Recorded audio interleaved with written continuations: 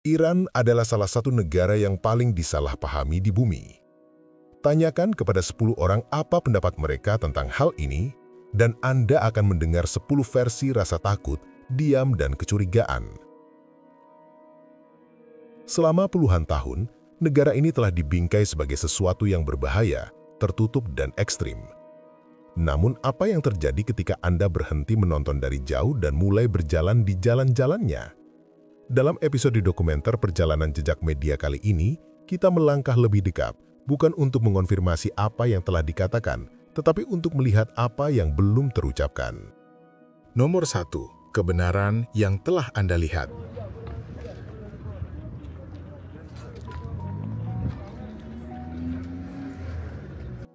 Mereka mengatakan Iran ekstrim dalam ideologi, dalam isolasi, dalam segala hal. Namun, bagi banyak orang Iran, perjuangannya jauh lebih mendasar daripada sekedar batas wilayah atau keyakinan. Ini tentang menjalani hari. Tepat di seberang jalan raya Teheran, melewati papan reklame dan gedung-gedung pemerintahan, Anda akan menemukan lingkungan yang jarang muncul dalam film dokumenter. Jalan-jalan tanah yang dipenuhi rumah-rumah darurat, dinding yang terbuat dari batu bata dan terpal yang rusak, serta kabel-kabel listrik yang ditambal dengan tali plastik. Kemiskinan tidak tersembunyi. Itu adalah kehidupan sehari-hari di sana. Kehidupan. Anak-anak saling kejar-kejaran melewati gang-gang yang penuh debu dan puing. Banyak di antara mereka yang tidak bersekolah. Menurut data Kementerian Kesejahteraan Iran pada tahun 2024, lebih dari 160.000 anak usia sekolah di daerah berpenghasilan rendah saat ini tidak mengenyam pendidikan formal. Itu bukan karena pendidikan dilarang, tetapi karena bertahan hidup adalah yang utama. Perlengkapan sekolah, transportasi, bahkan sepasang sepatu, bagi sebagian keluarga, ini adalah kemewahan yang tidak mampu mereka beli. Ya, bagian Iran ini sulit, dan ya, media benar-benar menyampaikan bagian itu sampai pada titik tertentu. Namun, inilah yang terlewatkan oleh kebanyakan orang, ketangguhan. Yang menyatukan lingkungan ini bukanlah kebijakan, melainkan manusianya. Orang tua berbagi apapun yang sedikit mereka miliki. Remaja membantu anak-anak yang lebih muda mengerjakan pekerjaan rumah ketika sekolah tidak melakukannya. Anda tidak akan melihatnya di berita, tetapi itu terjadi diam-diam setiap hari. Jadi apakah Iran hanya segini saja? Jawabannya adalah tidak. Teheran, ibu kota dengan penduduk hampir 15 juta orang, dipenuhi kontradiksi. Disinilah tradisi yang telah berlangsung selama berabad-abad berpadu dengan pusat perbelanjaan mewah, kafe atap gedung, butik desainer, jalur kereta bawah tanah, dan pusat perusahaan rintisan. Dan tak jauh dari jalan-jalan ini, realitas mulai bergeser. Sisi kehidupan lain mulai muncul, sesuatu yang tidak sesuai dengan mitos media manapun, tetapi tetap ada. Sekarang, mari kita melangkah lebih jauh. Mari kita lihat asumsi yang menyertai Iran dimanapun ia disebutkan, dan tanyakan apakah ada di antaranya yang benar-benar berlaku. Nomor 2. Iran yang tidak mereka tunjukkan kepada Anda. Ini adalah salah satu klise paling ketinggalan zaman yang masih beredar, bahwa Iran adalah negara yang kehidupan sehari-harinya berlangsung di atas unta, tanpa ada jejak modernitas yang terlihat.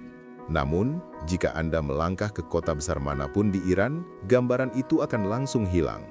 Di Teheran, Anda akan melihat jalur metro berkecepatan tinggi, kafe non-tunai, dan kemacetan lalu lintas yang dipenuhi sedan produksi lokal dan impor asing. Di Isfahan atau Shiraz, Anda akan menemukan pusat perbelanjaan, ruang kerja bersama, dan lingkungan dengan internet fiber yang lebih cepat daripada banyak tempat di barat. Jauh dari terjebak dalam waktu, Iran adalah rumah bagi salah satu sektor sains dan teknologi yang paling mandiri di kawasan tersebut. Meskipun menghadapi sanksi internasional yang berat, negara ini telah membuat kemajuan penting di bidang-bidang utama. Iran telah berhasil meluncurkan satelit dan mengembangkan program luar angkasanya sendiri. Para ilmuwan dan insinyurnya berkontribusi pada desain kedirgantaraan, nanoteknologi, dan fisika nuklir. Bahkan di media sosial, di mana filter seringkali menyampaikan lebih dari sekedar fakta, Iran sama sekali tidak seperti stereotipnya. Akun Instagram Rich Kids of Tehran, meskipun kontroversial, telah menjadi viral karena memamerkan mobil mewah, kolam renang di atap, pakaian bermerek, dan pesta pribadi. Sisi Iran yang ada jauh melampaui narasi unta.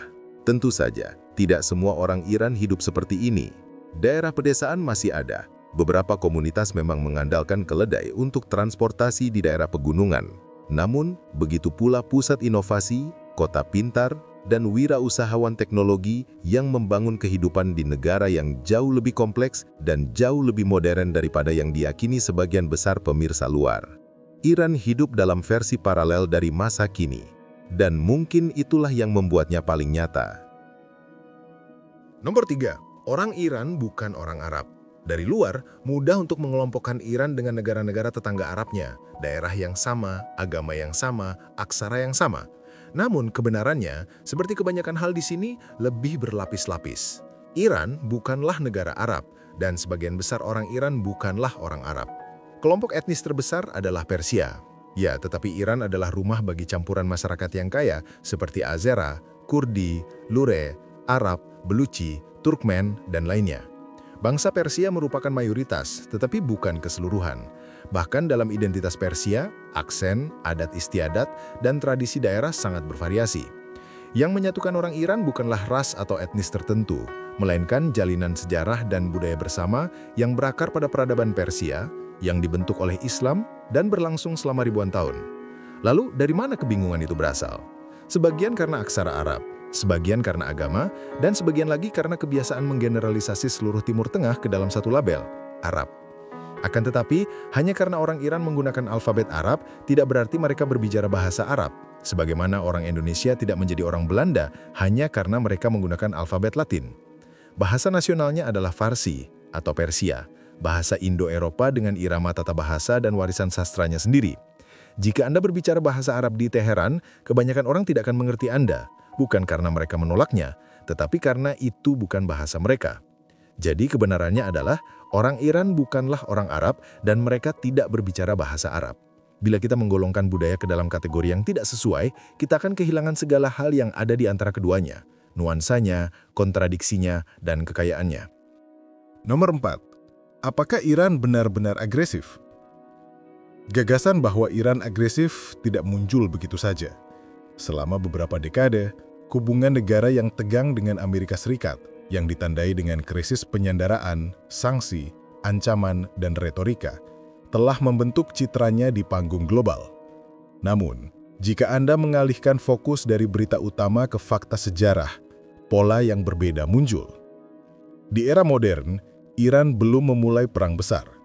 Konflik terpanjang dan paling mematikan, yaitu Perang Iran-Irak, dimulai pada tahun 1980, ketika Irak menginvasi Iran, bukan sebaliknya.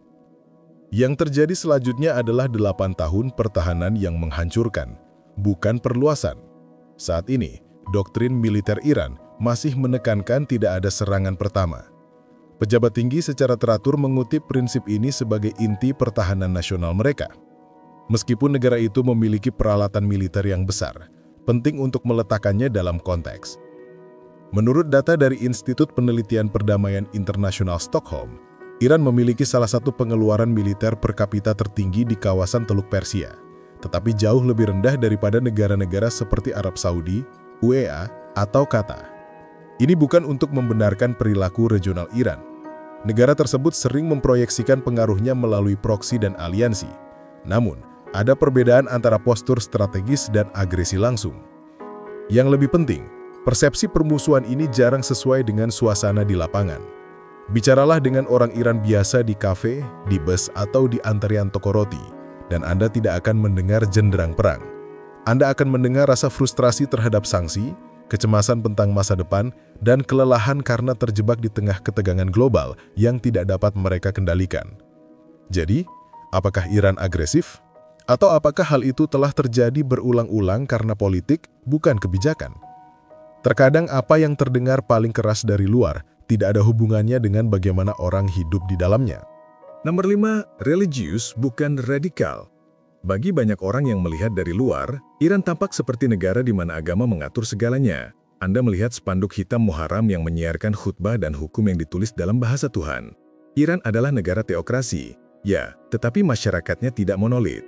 Agama di Iran, seperti segala sesuatu di sini, jauh lebih berlapis daripada yang pertama kali terlihat. Mulailah dengan keyakinan itu sendiri. Mayoritas penduduk Iran beragama Islam Syiah. tetapi jauh dari keseragaman agama.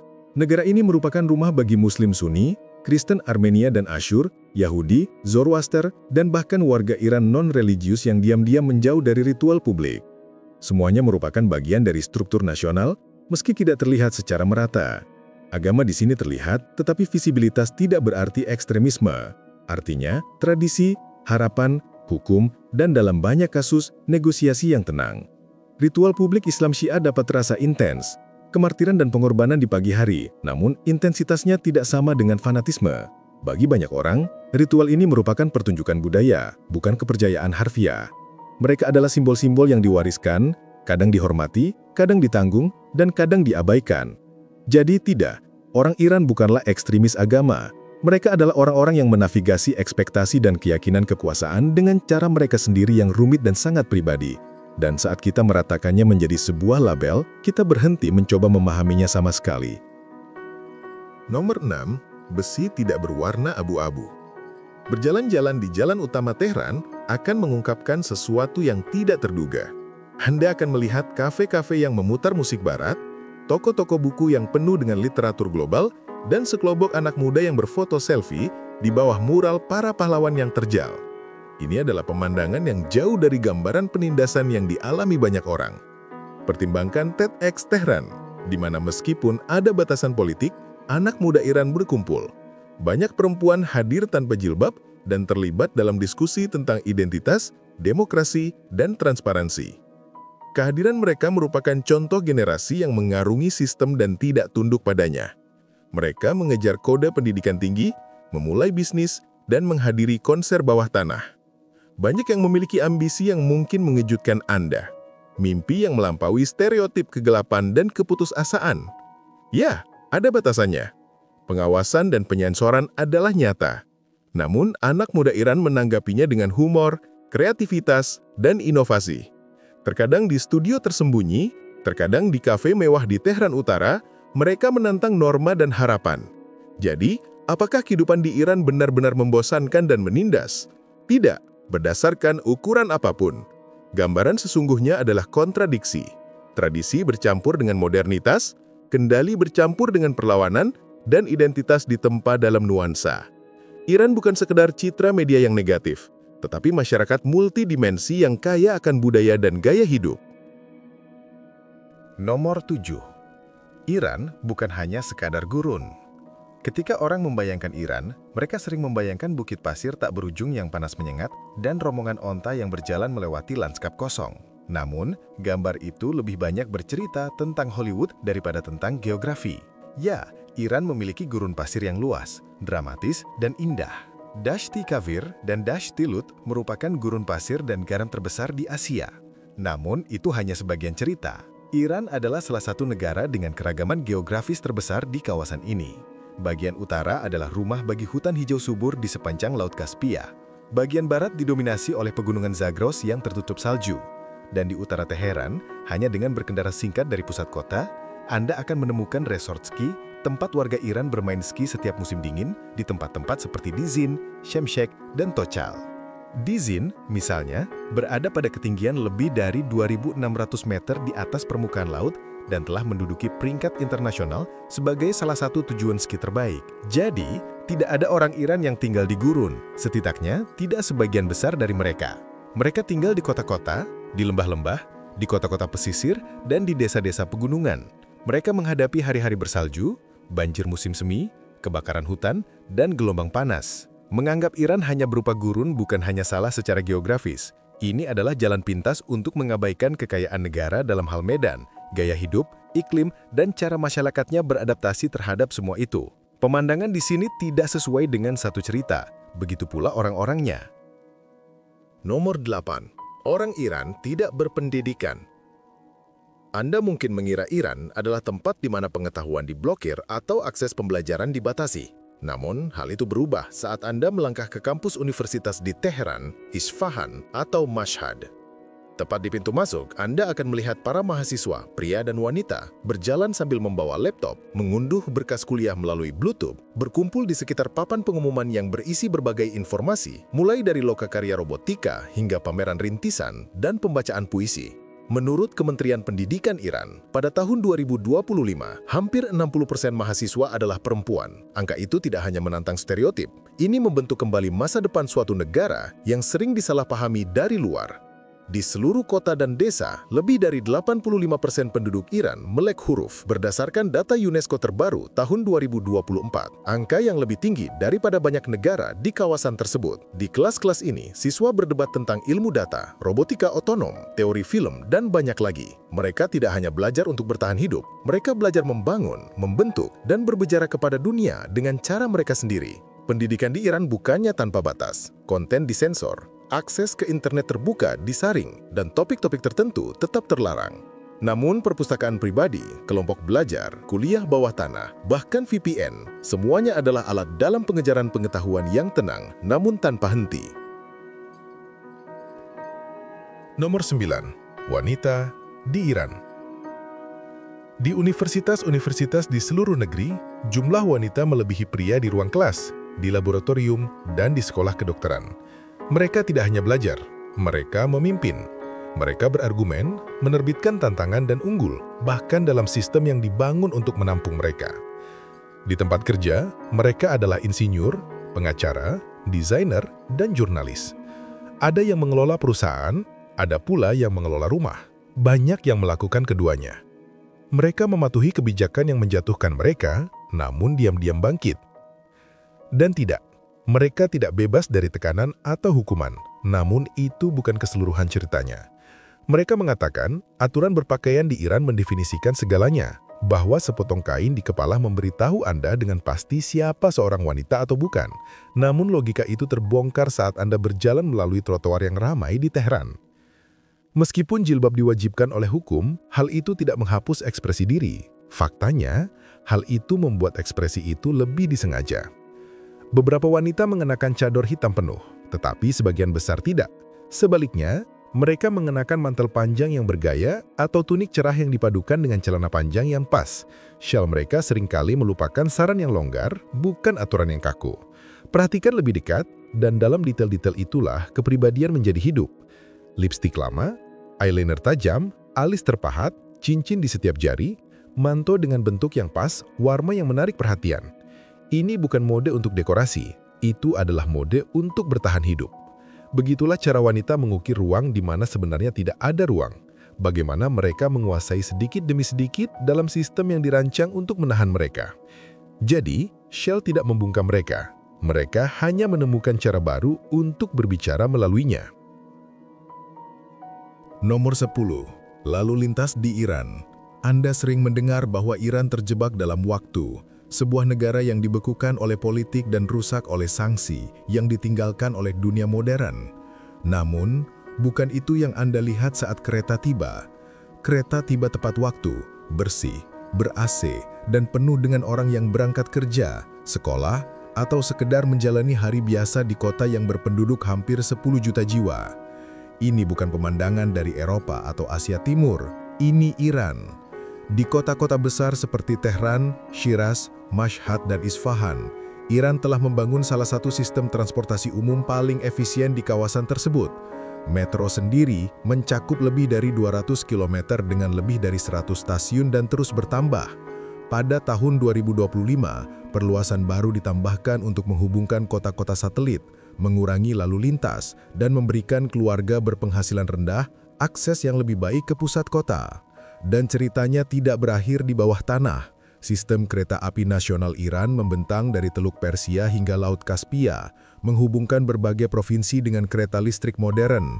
Bagi banyak orang Iran, ini adalah jalur kehidupan dan bukti bahwa pembangunan terus berlanjut, bahkan ketika sanksi dan inflasi mengatakan sebaliknya. Hal yang sama berlaku untuk perawatan kesehatan. Meskipun menghadapi tekanan ekonomi, Iran mempertahankan salah satu sistem perawatan kesehatan yang paling terjangkau dan mudah diakses di Timur Tengah. Dengan lebih dari 900 rumah sakit umum dan jaringan klinik masyarakat yang kuat, perawatan dasar menjangkau hingga ke daerah perkotaan dan pedesaan. Dan inilah bagian yang mengejutkan banyak orang. Iran adalah pemimpin dalam ilmu transplantasi organ, penelitian sel punca, dan bahkan protokol perawatan kanker. dengan beberapa pasien dari negara tetangga melintasi perbatasan untuk mendapatkan perawatan. Jadi, Iran tidak terjebak di masa lalu. Masalahnya nyata, tetapi kemajuannya juga nyata. Nomor 11. Orang Iran tidak membenci turis. Anda telah melihat rekaman kerumunan yang marah, mengepalkan tinju ke udara, yang dapat mengakibatkan kemarahan terhadap Amerika. Sungguh mengagetkan, dan jika itu saja yang pernah Anda lihat, mudah untuk berasumsi bahwa orang Iran membenci Barat atau siapapun darinya. Namun, kemudian Anda mendarat di Tehran, dan sesuatu yang aneh terjadi. Dalam hitungan menit, seseorang akan membantu Anda membawa tas Anda, lalu yang lain menawarkan petunjuk arah. Pada akhir hari, seorang asing mengundang Anda ke rumah untuk makan malam. Faktanya, sebagian besar orang Iran tidak membenci orang Barat. Mereka marah pada kebijakan, bukan pada orang. Apa yang terdengar seperti kemarahan terhadap seluruh negara, seringkali merupakan frustasi terhadap sanksi, invasi, dan standar ganda.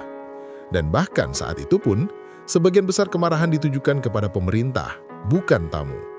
Sebagai seorang pelancong, Anda tidak dipandang sebagai ancaman. Anda dilihat sebagai sebuah peluang, sebuah koneksi ke dunia yang telah mereka tinggalkan selama puluhan tahun. Iran adalah salah satu negara paling ramah di bumi. Ini bukan sekedar opini, ini adalah sebuah pola. Tanyakan pada siapa saja yang pernah ke sana, dan mereka semua akan memberitahu Anda hal yang sama.